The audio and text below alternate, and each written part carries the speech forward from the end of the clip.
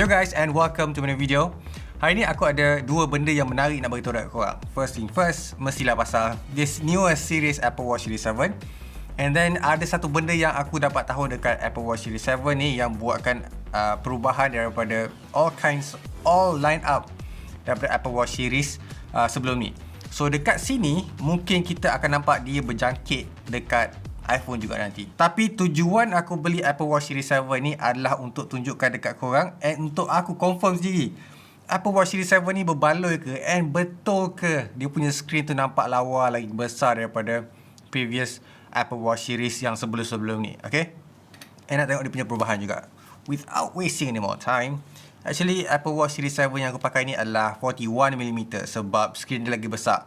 So mungkin aku tak perlukan 45mm tu. Tapi kalau tak sesuai, aku akan ambil yang 45mm and yang ni aku akan jual. Right, without wasting any more time, let's just unbox dulu. Okay, masa mula-mula sekali korang unbox Apple Watch Series 7 ni, korang perlu tahu dia actually comes with all this kind of flap yang dibungkus macam bentuk origami ni. So bila korang buka tu actually nampak sangat-sangat lawa and nampak sangat-sangat eksklusif and kreatif. Kalau korang perasan dia still pakai style yang sama untuk unboxing. Tapi bila korang angkat je, dia actually ada dua layer kat sini. That is dia punya Apple Watch punya band and Apple Watch tu sendiri. So kita akan unbox terus dekat Apple Watch Series 7 41mm ni dulu. Okay, kalau kau pasal dekat belakang ni actually ada pull tab yang kau kena buka dua-dua. Yang aku dekat sini is a bit loose and tak tahu kenapa gam dia tercabut. Overall aku akan cuba buat dengan cermat. And then korang akan nampak Apple Watch tu sendiri belah kiri and dia punya paperwork. Benda pertama sekali kita nak confirm mestilah kita tengok Apple Watch Series 7. Kalau boleh tengok dekat bawah ni ada tulisan 41mm. Nak tolak dia is actually macam ni je. Actually tak perlu kopak pun dia punya case ni ataupun pouch yang comel ni. Tolak macam ni je. Kali ni aku kena jaga-jaga sikit sebab takut dia macam terbang ke depan kan. So aku tak nak calahkan Apple Watch Series 7 yang aku baru beli ni. Alright, look at that. Nanti aku akan cuba turn on dulu. Tapi so far warna Starlight ni nampak nice. And kalau korang tanya aku, it looks like sesuai untuk orang perempuan ataupun golongan perempuan. Lelaki mungkin tak berapa nak sesuai sangat. Sementara tunggu Apple Watch Series 7 ni turn on ataupun aku connect, apa yang korang akan dapat, dia punya paperwork. Kalau korang nak tahu, dia actually tak bagi Apple sticker dekat sini. And then korang akan nampak ni adalah dia punya newest charger yang pakai USB Type-C kepada. Tapi yang ni support 33% lagi laju daripada kabel charger Apple Watch yang lain. Alright, satu lagi korang akan nampak ni adalah sport band yang aku pilih. Sebenarnya warna yang aku prefer bukan warna cerah tau. So dekat sini is a bit of a mistake. Mungkin aku akan cari band yang lain untuk pairkan dengan aku punya Starlight Apple Watch. So dekat sini senang je, korang just slide macam ni. And untuk satu lagi korang boleh pilih antara dua, panjang ataupun pendek. Biasanya korang akan ambil yang pendek sebab lagi senang nak masuk dekat dalam tangan bila nak pakai. Macam biasa, mana-mana Apple Watch masukkan je clip yang Apple dah sediakan ni. Daripada Series 1 sampailah Series 7 sangat-sangat konsisten Apple letak dia punya style of clip untuk masukkan sekali dengan band. Okay, dah turn on. Now, it looks so good. Tapi dia tak sekali dengan wallpaper ataupun watch face yang contour tu. Mungkin aku kena download sekejap. Alright, sekarang aku dah unbox Apple Watch Series 7 ni. Apa pendapat aku bila dah pakai jam tangan ni? And kita tengok benda yang buatkan jam ni unik daripada Apple Watch Series 7 sebelum ni ataupun Apple Watch Series 6 and ke belakang lah kan.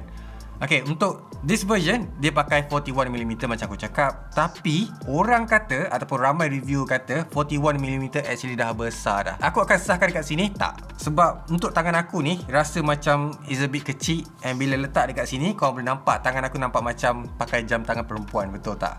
Aku pernah orang kata hari tu, kenapa jam tangan kau kecil sangat? Nampak macam perempuan. As a normal lelaki kan, bila aku bandingkan dengan Apple Watch Series SE ni yang pakai 44mm, akan nampak lagi besar daripada jam ni 41mm ni. So untuk korang yang nak pakai 41mm, sebelum ni pernah pakai 44mm ataupun 42mm, no, don't get this one. Ambil yang besar. Sebab lelaki memang sesuai pakai yang besar. Untuk perempuan aku prefer yang ni je. Untuk korang pakai nampak comel je aku nak tengok. So, dekat sini juga aku boleh confirmkan dekat korang satu benda yang Apple kata yang promote sangat dekat Apple Watch Series 7 adalah dia punya edge screen tu lagi melengkung kan. So, nampak cantik, nampak nice bila tengok. Okay, aku boleh kata this thing doesn't look really different daripada even aku punya Apple Watch SE. Sebab, okay, Bila kau tengok daripada depan, kau tak perasan pun benda tu, unless kalau kau bandingkan sebelah-sebelah. But untuk bandingkan, untuk bezakan, kau nampak difference is bila kau pakai Apple Watch Face ni ataupun Watch Face ni yang ada contour. So dekat situ kau boleh nampak edges tu. Google juga kata bleed edges tu akan nampak nice lah kan.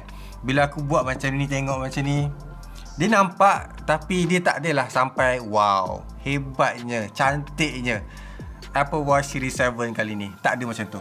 Aku boleh confirmkan dekat korang. Kau takkan dapat, orang kata, rasa perbezaan sangat pun berbanding jam tangan korang yang lain. Tu je aku boleh kata. Unless kalau kau pakai Series 3 ataupun Series 4, yang tu mungkin akan lagi jauh beza. Tapi apa yang aku boleh confirmkan dekat korang, yang beza kali ni lagi nipis. And nampak kalau korang pernah pakai Apple Watch Series 6 ataupun terutamanya Apple Watch Series 3. Okay? Next one, Apple juga kata jam ni akan lagi crack resistant daripada jam Apple Watch yang lain. So dekat sini, untuk orang yang suka hiking, suka buat aktiviti lasak, sesuai sangat-sangat nak pakai. And this is, aku assume lah kan, the first version of Apple Watch Series 7, ataupun orang recommend untuk buat aktiviti-aktiviti lasak. So dekat sini tak akan adalah isu macam pop-up screen. Sebab kalau aku tengok, iFixit actually buka Apple Watch Series 7 ni and kata glass kali ni, susunan dia akan buatkan glass dia lagi kukuh daripada sebelum-sebelum ni. And untuk buat jam macam style macam ni yang lagi kukuh, dia kata lagi murah untuk manufacturer daripada sebelum ni yang agak complicated, and disebabkan screen ni dia less curvy. To make it more sense lah kan, dia buatkan cermin ni lagi less curve, at the same time dia kecilkan bezel, menampakkan dia punya screen lagi besar. Dekat sini dia sampai 41mm and 45mm. So that's how dia achieve that kind of style ataupun kukuhnya screen dekat Apple Watch Series 7 kali ni. Alright, and then Apple juga kata dia ada buat perubahan dari segi dia punya UI, so that dia punya button semua lagi besar and ada a few option lain. Aku nampak benda tu, and ada a few option, contohnya macam ada maps yang korang boleh tengok full untuk kau tengok kau punya lari, kau punya status dan sebagainya. Memang akan ada. Cumanya ada a few yang sikit-sikit je ada beza dia. Tak berapa nak overall sangat. And then aku cuba juga typing dekat keyboard Apple Watch Series 7 ni yang boleh buat swiping and typing tu kan. Untuk bahasa English, yes, it works fine, perfectly fine kalau korang tengok apa yang aku cuba type sekarang kan. Tapi untuk orang Melayu lah kan, mungkin ada a few things hassle sikit nak buat reply tu. Mungkin kalau korang tak kisah reply guna bahasa English, then aku boleh kata yes, go on, ambil je Apple Watch Series 7. Sebab yang sebelum-sebelum ni memang tak support keyboard yang ada dekat sini. Yang support hanyalah menulis tu, yang mana akan rasa macam lembab gila nak tulis satu-satu mesej. Betul tak? Nak pakai keyboard, terpaksa ambil Series 7 je dekat sini. Alright Fazli, apa perubahan yang kau cakap sampai ada perubahan yang agak signifikan pasal Apple Watch Series 7 kali ni yang tak ada dekat mana-mana Apple Watch sebelum ni? Kalau aku cabut, kalau kau kenal dekat Apple Watch sebelum ni, dia akan ada apa? Kalau nak reset ataupun nak buat diagnostik, akan ada port kan? Betul tak?